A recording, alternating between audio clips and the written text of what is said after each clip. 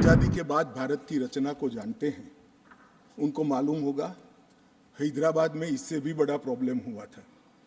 क्या जवाहरलाल जी गए थे? क्या जूनागढ़ में क्या जवाहरलाल नेहरू गए थे? हैदराबाद में जवाहरलाल नेहरू गए थे? लक्षद्वीप में जवाहरलाल नेहरू गए थे? जोधपुर में जवाहरलाल नेहरू गए थे? जवाहरलाल नेहरू एक ही जगह काम देखते थे, जम्मू कश्मीर में, जिसको आधा छोड़कर आ गए। हमारा विलय इसलिए लेट हुआ कि महाराजा पर किसी एक व्यक्ति को विशेष स्थान देने का आग्रह था, शेख अब्दुल्ला को विशेष स्थान देने का आग्रह था। इसके कारण विलय लेट हुआ और पाकिस्तान को आक्रमण करने का मौका।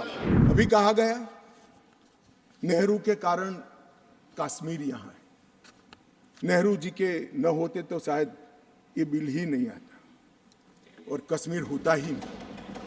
इस तरह से कहा। मैं आज कहना चाहता हूं कि जो आज़ादी के बाद भारत की रचना को जानते हैं उनको मालूम होगा हैदराबाद में इससे भी बड़ा प्रॉब्लम हुआ था। क्या जवाहरलाल जी गए थे? क्या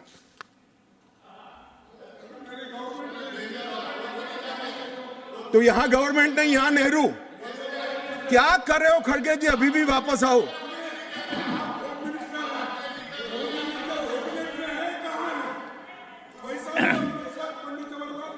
एक मिनट रिकॉर्ड पर है।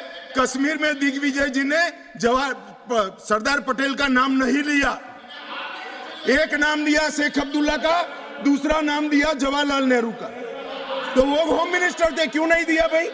अब सुनिए दिग्विजय जी, अब सुनिए, सुनना पड़ेगा, ऐसे नहीं चलेगा। हमने सुना है, धैर्य से सुना है।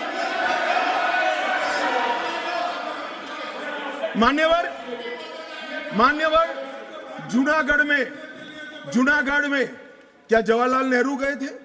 हैदराबाद में जवाहरलाल नेहरू गए थे? लक्षद्वीप में जवाहरलाल नेहरू गए थे? जोधपुर में जवाहरलाल नेहरू गए थे? जवाहरलाल नेहरू एक ही जगह काम देखते थे, जम्मू कश्मीर में, जिसको आधा छोड़कर आ गए। एक ही जगह देखते। मान्यवर, दूसरा, विलय लेट क्यों हुआ?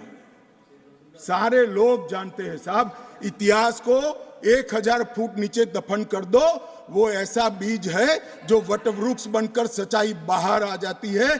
सब जानते हैं कि हमारा विलय इसलिए लेट हुआ कि महाराजा पर किसी एक व्यक्ति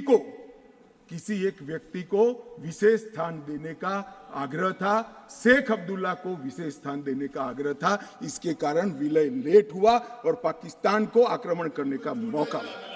मैं आज ये पूछना चाहता हूं कि इतने सारे कठिन राज्यों का विलय हो गया, कहीं पर 370 क्यों नहीं है? क्यों नहीं है? ना जोधपुर में है, ना जूनागढ़ में है, ना हैदराबाद में है, ना लक्षद्वीप में है। क्यों 370 नहीं है? कि संवेदनशील हृदय के कारण 370 है। संवेदनशील हृदय। मान्यवर, कंडीशन किसने रखी? किसने स्वीकार की? इतिहास जवाब मांगता है, देश की जनता जवाब मांगती है। जवाब देना पड़ेगा, भाग नहीं सकते इतिहास से कोई। मान्यवर, सेना भेजने में देरी क्यों हुई? और ये कहते हैं कि इसके बाद भी देरी हुई है। मैं साहब एक रेफरेंस सैम मानेकशॉ का देना चाहता हूं। फील्ड मार्शल सैम मानेकशॉ तब डायरेक्टर ऑफ मिलिट्री ऑपरेशंस थे। उन्होंने एक जगह पे कहा है कि कबीलाई हमलावर आक्रामक और लूट मचा रहे थे, तब चर्चा में ही व्यस्त थे। मैं व्यक्ति का नाम देना नहीं चाहता वरना खड़े हो जाएंगे। तब एक मीटिंग में सैम मानेकशॉ मौजूद थे। सरदार पटेल जी ने नेहरू जी को कहा, जवाहर आप कश्मीर चाहते हो या नहीं चाहते हो, देरी क्यों हो रही है? तब जाकर सेना भेजने का निर्णय हुआ है। जवाब देना पड़ेगा। नहीं दिग्विजय भी ऐसे मत करें, मैं भेज दूंगा आपको, पुस्तक ही भेज दूंगा। From breaking news, detailed analysis, in-depth interviews and explainers, follow the Times of India. Subscribe to our YouTube channel. Don't forget to like our videos and hit the bell icon to stay updated with the latest.